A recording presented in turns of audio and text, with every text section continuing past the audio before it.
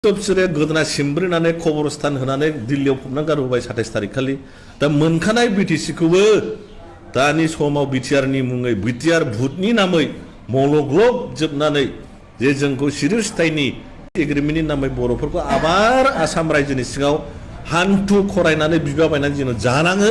बे परिस्थितिखौ दानि एबसु आरो इउपिपिएल बिनि सहयोगी जायफोर जेसेबां दल संगठन दङ बे खामानिखौ मावगासिनो दङ